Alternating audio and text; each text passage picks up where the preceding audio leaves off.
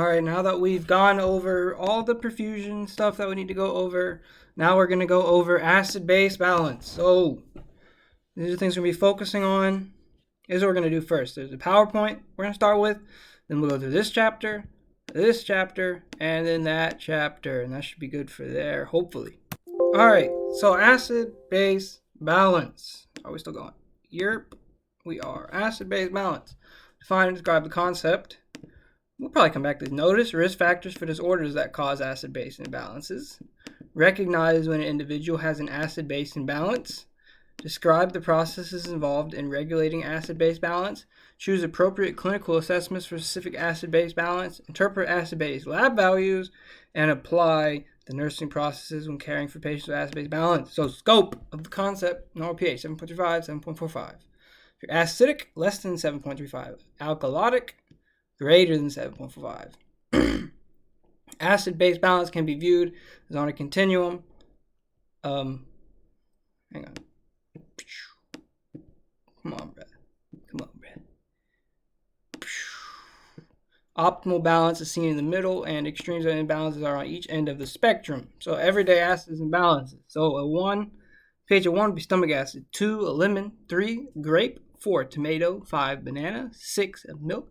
7, pure water. 8, egg. 9, baking soda. 10, soap. 11, ammonia. 12, bleach. 13, oven cleaner. So what do you think acid production is? It's a generation of acid through cellular metabolism. And what do you think acid buffering is? It's a process to control changes in pH by neutralizing acids with buffers. And what do you think acid excretion is? Removal of acids from the body. What removes carbonic acid? The lungs. What removes metabolic acid? The kidneys. This is a good picture to look at. Carbonic acid is excreted by the lungs. Metabolic acid is excreted by the kidneys. Easy peasy. I have no clue to figure out what this is, to be honest. I'm not even sure. Couldn't tell you. But you can look at it. So, these are not all people who have risk for acid-base balances, but these are some, so like lung problems, dialysis, substance abuse, NPO, and NG tube. So what do you think acidosis is caused by? Retention of too much acid or loss of too much base. So what would cause respiratory acidosis? Retaining too much CO2. What would cause metabolic acidosis? Losing too much bicarb or retaining too much hydrogen. So what do you think alkalosis is? It's caused by loss of too much acid or retention of too much base. So what causes respiratory alkalosis? Losing too much carbon dioxide, what causes metabolic alkalosis? You have too much bicarb, or you're losing too much hydrogen. So, acid-base balance is expected in all well individuals, requires normal physiologic functioning, and it's an indication of what? Homeostasis. So, what is acid-base imbalance caused by? Usually an underlying condition. It's not normal, but it's expected.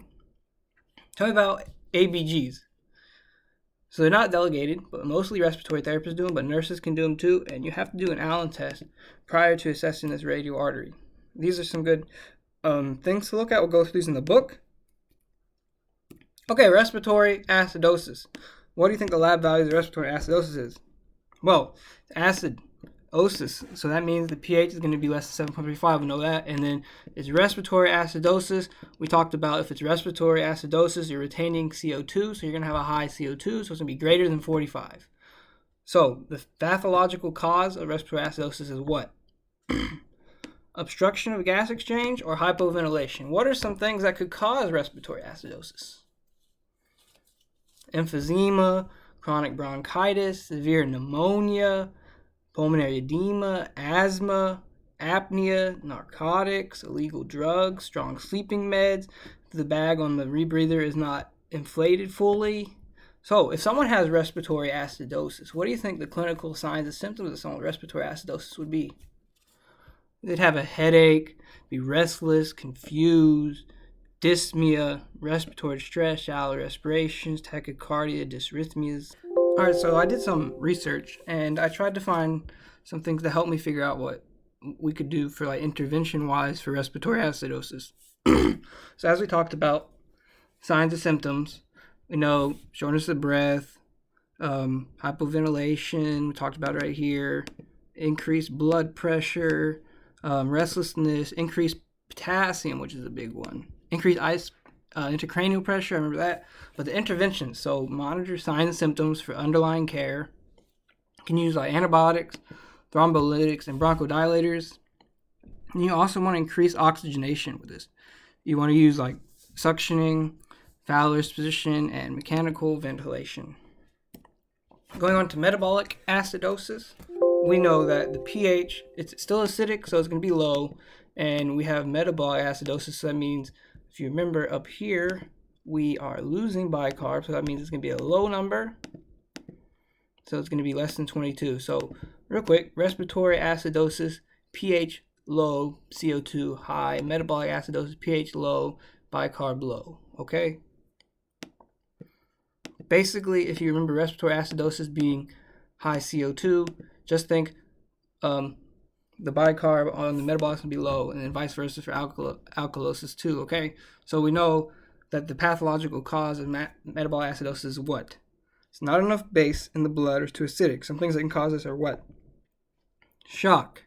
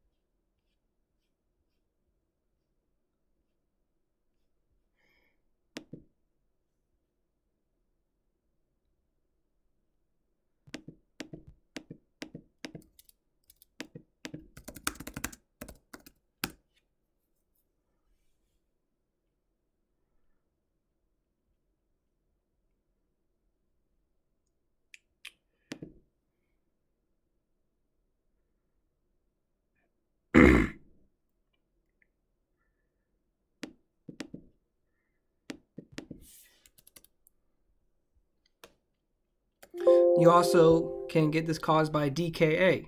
DKA causes metabolic acidosis because we know metabolic acidosis is when the body produces too much acid, and with diabetic acidosis, it develops when acidic substances known as ketone bodies build up in the body. So metabolic acidosis, you have too much acid, and diabetic acidosis is building up too much acid substances in the form of ketones.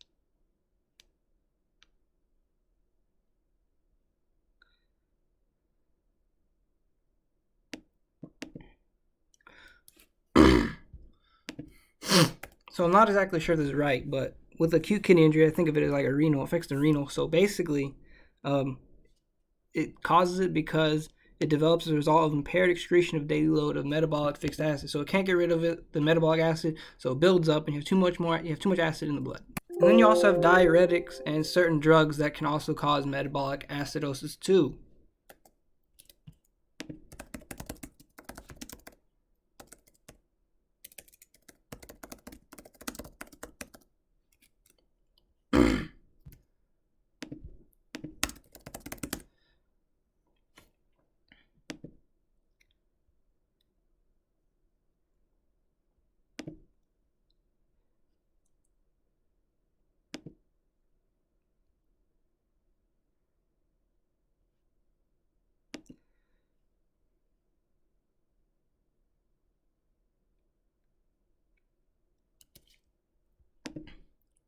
And the reason why this compensatory hyperventilation is caused is because it's been shown that it increases blood pH during metabolic acidosis, which is kind of nice.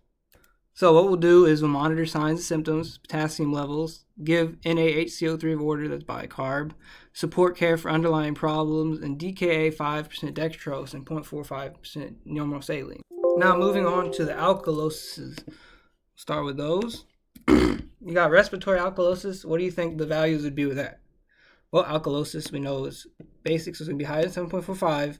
And remember, respiratory acidosis was you're retaining too much CO2. This is opposite, so you're going to have a low PaCO2 level. So high pH, low CO2, as you see in the top right. Okay, what would you say the main cause, like the pathologically, would be of respiratory alkalosis? Hyperventilation. What are some things that could cause respiratory alkalosis and that are acute? Pain, fear, and anxiety. So think about this. Why do you think pain, fear, and anxiety would cause this? Think about it. If you're ever anxious, do you ever find yourself breathing really fast? So that's like hyperventilation. So with hyperventilation, when you breathe really fast, you get rid of CO2. So this was why it would cause it, okay? Then you can have some chronic respiratory alkalosis causes, like, what do you think? Hypoxemia from pulmonary disease, hypermetabolic state, cirrhosis, gram-negative sepsis, stuff like that. So if we were to see someone in the hospital with respiratory alkalosis, high pH, low CO2, what do you think their signs would be? We already talked about the hyperventilation. How do you think you're going to feel? You have low CO2, you're going to be a little dizzy, confused, tingling, lethargic, coma, and dysrhythmias. It's crazy. So some things we can do is monitor signs and symptoms. They're breathing really fast, so we have to get them to breathe slowly or give them that bag. Then give a sedative as ordered, potentially. Stuff like that. Now, metabolic alkalosis. What do you think the pH is going to be? High, because metabolic alkalosis. And then what do you think the bicarb is going to be? High as well. Remember, metabolic acidosis was low. This is going to be high. So high pH, high HCO3. What's the pathological cause of metabolic alkalosis? Too much base or low acid in blood. Some things that can cause this are what? Could be antacids. Antacids can cause this because, think about it, a good example of antacid is baking soda. Sodium bicarb. You see this name? Remember, with metabolic alkalosis, you have high bicarb. So if you're just ingesting bicarb, you're going to increase your bicarb and go into metabolic alkalosis. Another thing that can cause metabolic alkalosis is gastric suctioning and then excessive vomiting. So here's why vomiting causes metabolic alkalosis. So when we vomit, we have a loss of potassium and sodium. However, the kidneys compensate this by retaining the sodium at the expense of losing some hydrogen ions. So remember this. Up here, look at this. What causes metabolic alkalosis? Remember, hydrogen loss. So if we're losing hydrogen, we're going to be metabolically alkalotic. Okay? So someone comes in with metabolic alkalosis, high pH, high HCO3. What do you think they'd look like? What would be some symptoms? Lightheaded, numbness and tingling in their fingers and toes, muscle cramps. They'll be excited, followed by decreased LOC, and dysrhythmias may be caused by concurrent hypokalemia. So this is important to look at. So what happens here is when we have the hypokalemia, hydrogen, remember we're losing hydrogen, so that hydrogen shifts out of the cell and pulls potassium into the cell. And that's what basically causes it. Okay? So, metabolic acidosis is due to a decrease in what? bicarb. Respiratory acidosis is due to an increase in what? Carbonic acid. Metabolic alkalosis is due to an increase in what? Bicarb. And respiratory acidosis or alkalosis is due to a decrease in what? Carbonic acid. Buffering systems. You got chemical buffering system that acts immediately. Respiratory is seconds to hours, and renal is hours to days. Okay, so chemical buffers act immediately, like bicarb, phosphate, sodium, potassium, hydrogen ion exchange, bones and proteins, stuff like that. Then you have respiratory buffering. So let's think about this, okay? Look at this. Let's go back to this one, okay?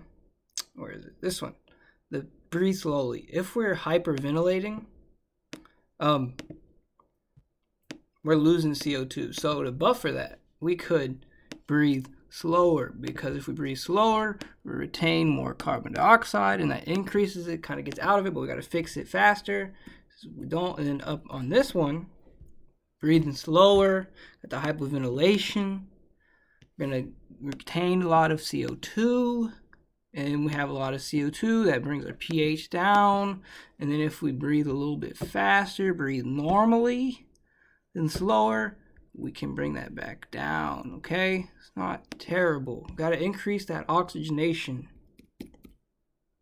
And then we also have this renal buffering, okay? So when the pH decreases, they're trying to hold on to the HCO3. So for example, we have metabolic alkalosis.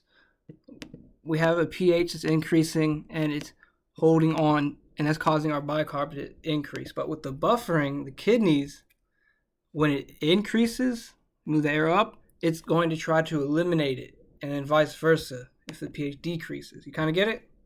Now we got anion gap. This helps determine the source of what? Metabolic acidosis. So a normal ratio of the anion gap is what? 3 to 12. And if it's a high ratio, what's it above? 17 plus. Now we have some things that cause metabolic acidosis with a normal anion gap. Remember, normal anion gap is 3 to 12. Okay? So if you have that, it's called hyperchloremic acidosis. Basically, it's a form of metabolic acidosis associated with a normal anion gap at 3 to 12, but decreased bicarb concentration and increase in plasma chloride concentration, okay? So if you are diarrhea, you're going to lose bicarb, and that'll cause hyperchloremic acidosis. You have parenteral HCl therapy, same thing, and then renal tubular acidosis. However, vomiting alone does not typically cause acidosis. Then we have a metabolic acidosis with a high anion gap. Remember, it's 17 plus. You remember that? 17 plus.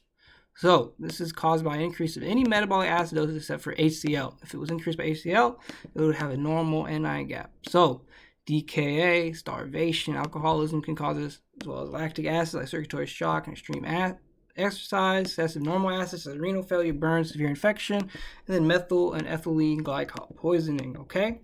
Thing I want to show you is somewhere around here. This. Metabolic acidosis varies with causes. So if it's DKA, give that insulin. If it's related to GI loss, antidiarrheals, and rehydrate them. If it's serum bicarb low, give them sodium bicarb. Metabolic alkalosis, GI loss, get antiemetics, fluids, and electrolyte replacements. If related to potassium depletion, discontinue causative agent or potassium sparing diuretic. Okay?